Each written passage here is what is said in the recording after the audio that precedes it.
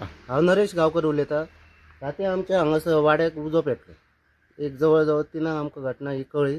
तेन्ना मागीर हांवें फायर ब्रिगेडीक फोन केलो. रोखडेच ते येयले आनी उजो आटोवन घेतलो. सुमार कितलेशी नुकसान जालें तेजी? जवळ जवळ 2 लाखा वयर जातली अशी दिसता. हां, वाशे असले, पर मशिनरी असली आनी टायल्स असले, सगळें जळोन येवं दिसता. मग कसो लागलो कितें बी तशें कितें कळटा? एक डावट दिसता की हांगासर आमी उजो घालताले आनी नाणेन. एक तर तेजी किटाळी वचोन तर जावंक शकता.